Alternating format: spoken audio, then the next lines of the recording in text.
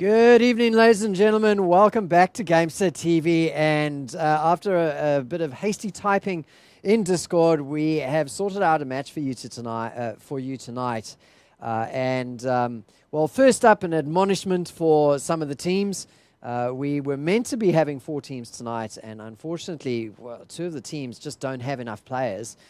Looking to find fills and that sort of thing last minute.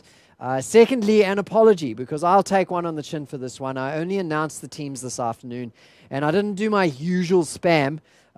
Things have been a bit frantic since the other night, and so just haven't been able to do as much as I could.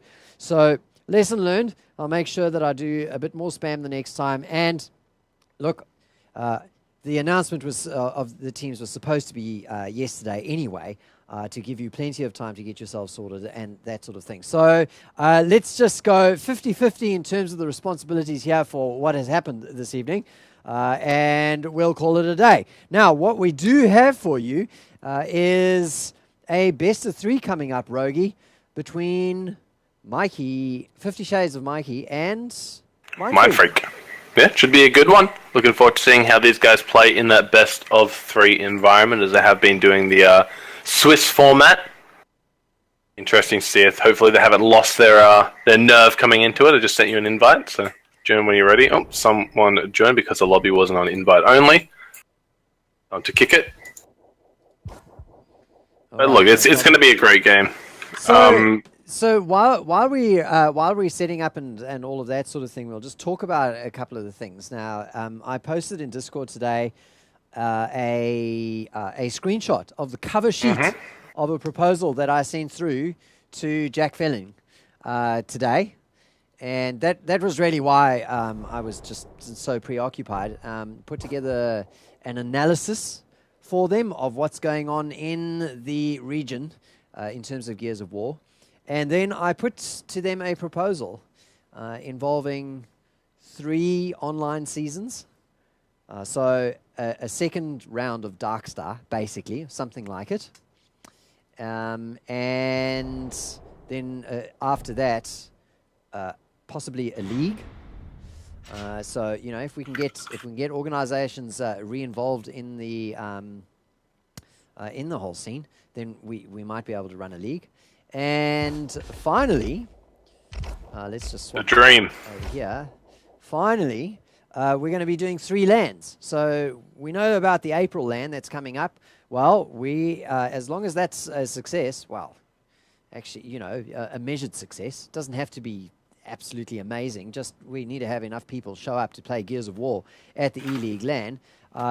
If that goes well, then we're going to line up another 2 competitions at subsequent E-Leagues. So there'll be another one on the 8th of July, and then a final one on the 30th of September. And to top it all off, I have proposed a PAX Australia event. The dream right there, guys. The absolute dream. And to clue you in to the approach that I've taken, and I'm quite happy to talk about it now because the proposal is off and whatever. But we might actually be into this game already. That's fine. We still got time. Game's got to load. So finish your spiel, Chris. I'm sure everyone wants to get the teeth into it. Well, I've asked for cash prizes for all of the events. So that's all of the LAN events and for all of the remainder of the online events. And I've actually asked for the PAX event for flight subsidies to help people get to Melbourne, Australia, because that's where PAX happens. So we'll see, as well as, you know, actual prizes for the event itself. So hopefully we manage to get something like that put together. Considering, you know, when I spoke to Jack Felling, Rogie, she pointed out to me that they'd already spent $50,000 in our region. 50,000 smackaroos, and what I proposed will only cost 20. So let's see how it goes. We're into the match. Yeah, I think people are saying I might be a little bit too loud, so I'll try to cast a little bit quietly into it. No, I'll just turn you down. All right. Oh, beautiful. Yep. Yeah, I think that's a great opportunity to help the region grow. I'm sure they had good intentions with the first lot of money coming in, and I'm sure in the future when it's placed in the right spots will help even more, but already I'm on board with Fred from Subway right now. He's got the flank on Hectic, Jim Bob, and Dave from Telstra. He's got to be careful though. 3 members are just going to be lancering down on the T, and he really is not long for this world. How does he get that kill? Hectic, you should not be taking that. There's no reason to go for it. You have the 1 versus 3. Trading 1 for 1 in a 1 versus 3 is just not possible. It should never happen. So a little bit greedy from our boy Hectic, but in the end they are able to kill out Fred from Subway board with Dave from Telstra right now. He just can't hit his shots at the moment. Luckily Jim Bob is there to help him out and gets the turn onto Clutch and the kill onto Stelza. Jim Bob, what an absolute animal doing work for the squad right now. Rest of the fight looks like they're going to be taking it over to C. Dave from Telstra has got the great cross lancer onto the spawn, but I want to get in the thick of the fight.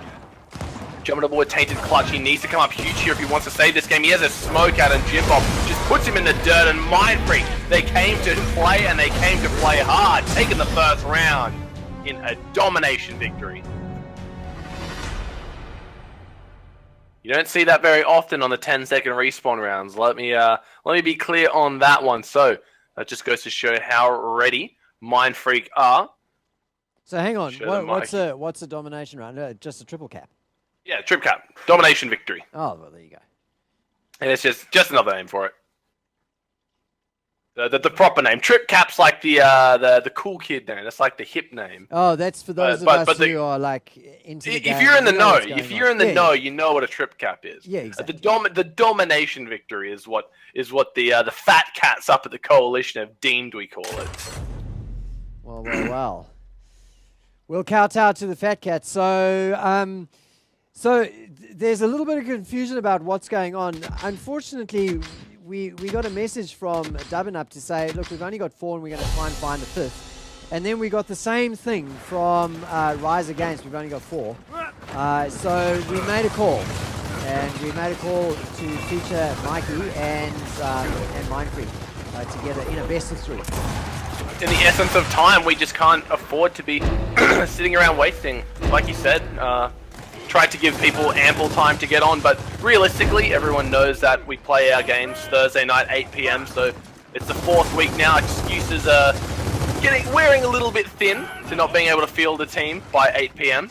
Should have had that organized prior, which is unfortunate for everyone involved because they don't get to play the games, we don't get to watch the games, and it's the last thing we want to do. But we have a show to run, and we got to think of time here. We don't want to be up all night. But Jim Bob, though, wow, he's just on a tear right now. Currently sitting at 7 kills, 0 deaths, and this could potentially be a quick one here if Mikey Production Studio can't kick themselves into gear tonight. And yep, another round, another domination victory. Going over to Mindfreak, they're really looking strong.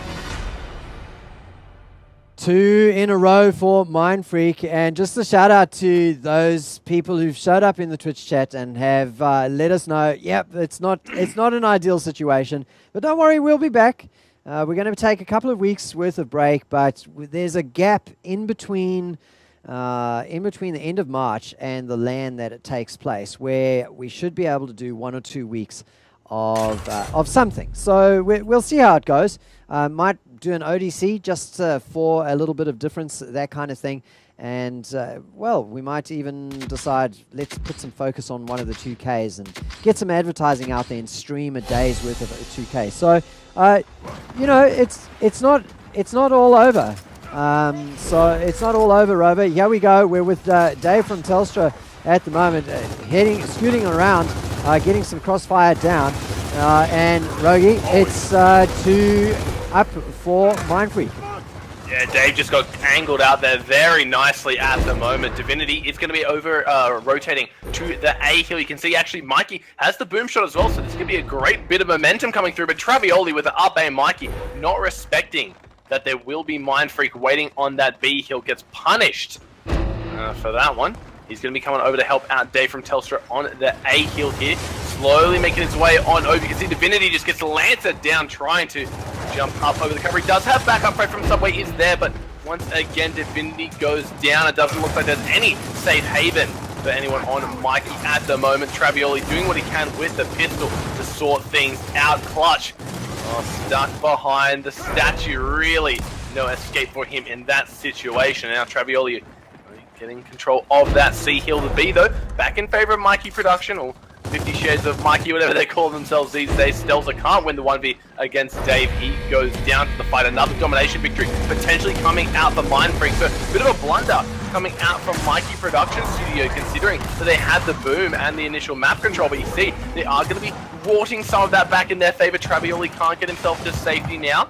Mikey going to be picking up that one. He's looking for Mercer. Hits the hard aim. Can he go for the up aim? Misses it. Looking for another one. Bouncing off the rear. Has the active reload, but rolls into Mercer. And you can't be making critical mistakes like that up against a player of Mercer's caliber. He's just going to punish you. Disappointing to see impatience being the main downfall of Mikey right there. I'm on board with Stelza, as he's going to try and get control of the A hill at the moment. But remember, the boom shot will be spawning any minute now. So they do have to make sure they maintain control of the weapon node. So a little bit of a flank onto Mercer here. Stelza gets competition with his lance route. Gets him down. Great shot. Mercer falls. Stelza needs to get revived. There's the boom shot. It has been respawned.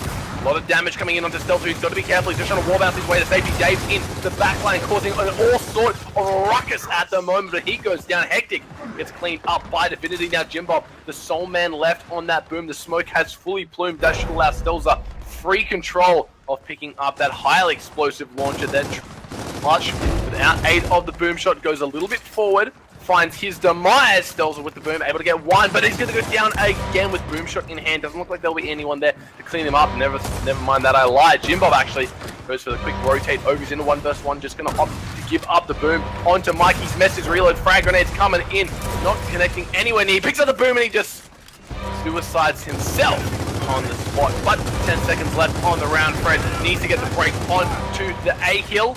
Not going to happen as he does go down. That's going to be another round going for Mindfreak, as they're taking this game by storm right now. But at least it wasn't a domination victory, so we're seeing some signs of life coming out of Mikey.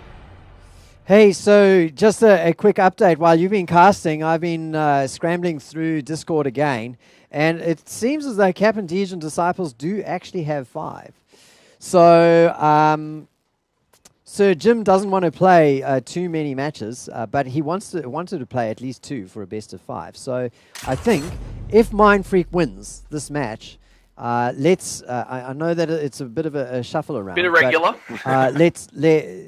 That'll knock Mikey out, Mikey and his team, and we'll put Mindfreak up against Captain Deej. Yep. Your call, Crisis. I'm happy with what you are. More gears is good for us, good for the community as well. And everyone did want to see Captain Deej versus Mindfreak, so if we can make that happen, we got to make it happen. That's just the lay of the land here. Of course, they were the highest seeded team as well, so in the event that a team did fall down, it still makes sense in the grand scheme of things. Jim will be getting the boom kill, the frag kill and the boom. That one only hitting Mikey to full res, so he's got his pistol out. He knows he only needs a couple points of damage in for Mikey to drop like a sack of potatoes, and there he goes down. Mikey just in a world of hurt. You really have to pay dividend to, or pay respect rather, to Mindfreak's map control. When they're able to get their setups, it's so difficult to not only break the setup, but also to survive the setup. Boom shot, wow! Jim misses that one, but he's going to miss the national. Hits the first one, decides it's time to back on out. I love the composure coming out of Jim Bob right now. Not really too worried. Not feeling the pressure, not up against the pump. They are going to wait for the next boom shot, but they are down a considerable point margin at the moment. And it's only 50 points down, or 40 points down rather. Only 50 points in the game. It's not imperative that they get worried too much, as they can always win from the trip cap here, and that's going to be 3 kills actually going over to Mindfreak. If they are able to pick up 1 or 2 more, you will see them go for the trip cap. Fred from Subway stuck on T. He needs to fight this. He needs to fight it now. Goes for the Brody run straight into Jim Bob, and that's going to be the domination round coming through for Mindfreak yet again. And it doesn't matter how many points you are behind if you're just able to go on through, steamroll your opponent down, and win with the domination victory. Mindfreak already up 4-0. Mikey Production Studios, they're missing Dead Zone tonight, one of their key players. He was always top scoring for this lineup, so unfortunately he couldn't make it tonight. Has to watch his team from the sidelines and know he'll be cheering them on, but is it enough? Without Dead Zone, they look considerably weaker. Flame grenades, incendiaries have been placed down at the welding/fountains. for the side of Mikey Production Studio. Who's the top scorer for them right now? Really, they're all looking pretty grim at the moment. 3 of them with 3 kills apiece. Clutch and Mike only on 2. Both with 120 seconds spent dead. That's less than optimal at the moment. They're really struggling against this Mindfreak roster, who are looking like they're playing some of their best gears in a long while. And keep in mind, they actually had their full 5-core roster on. They got Dave from Telstra. He was able to make it back in. Travioli trading the flame grenades. He's able to get a kill with his. Doesn't go down. You can see the entire of Foundation is absolutely ablaze right now. It's looking quite scary. Something out of a horror movie. And realistically, really, this game right now is something out of a horror movie. And Mikey, our poor protagonists, are just getting absolutely put in the dirt right now. It's not looking good for him, Crisis. No, it's not. And they might appreciate that it's only going to be a 1-game match. Because they might head on over to the freezer, get the bag of peas out and sit on that for a bit. Shout out to Dancing Llama, who wanted a shout out from the Twitch chat. There is some chatter going on in our Discord at the moment about how things have gone tonight. Don't worry about it, everyone. The $100 is still on the line.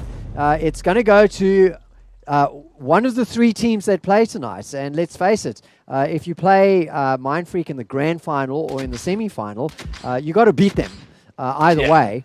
So if Mikey Production Studio doesn't beat Mindfreak tonight, Mindfreak will go through and they'll go up against Captain Deej and Disciples. And of course, dubbing up is crowing a little bit because, Rogi, that means that Captain Deej and Disciples are effectively first seed.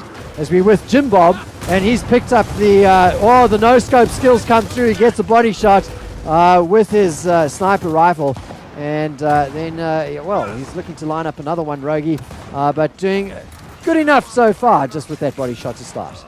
Yeah, Jim's an absolute animal with the sniper, one of the best that we have in the region. You can see why Poppin' Stelzer right there wasn't the most fancy shot, but we've seen players all the time miss even the easiest of snipes on standstill opponents. So the consistency is one of the factors that really puts Jim up there. And you can see he's going to be sniping over through the smoke, trying to hit those Hail Mary shots. Not going to find the first one. And to get the second, no. He's really trying to go for those flashy shots now. He got an easy one, so he wants to at least give us something to write home about. You can see Mercer in the 1-versus-1, hits the one-shot down. And we're seeing one-shot downs appear much more frequently at the ever since the Nasher update came out. So the increased accuracy of the gun just really allowing for every pellet of damage to be super optimal at the moment. And kind of to touch back on the little bit of kerfuff we have. Remember, guys, it is a community ran event. We do this for the players above everything. So the last thing we want is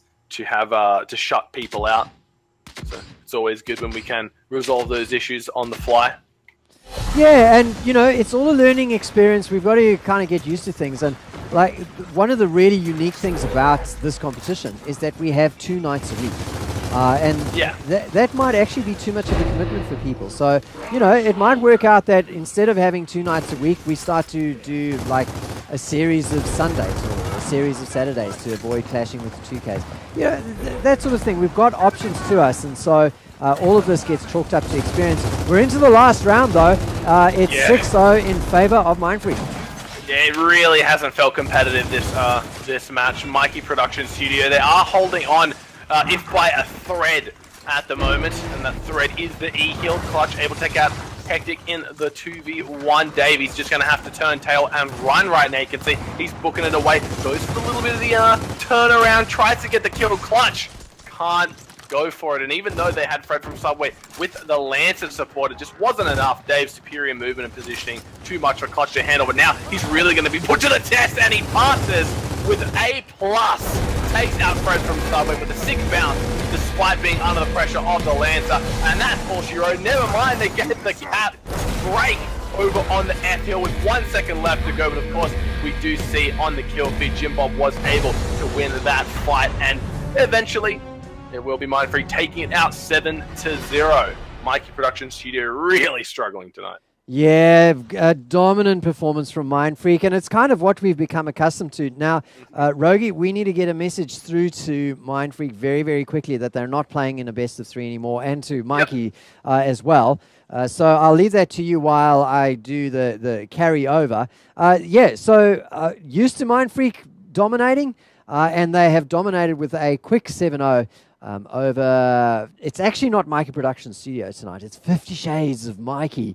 They've pretty much been tied up and abused for the last 7 rounds, and hopefully won't mind too much that we're going to be subbing them out and bringing in the captain and his disciples. So give us 5 minutes, ladies and gentlemen, to set up the next match. We'll be right back here on DarkSTAH TV with the DarkSTAH Gears of War Weeklies.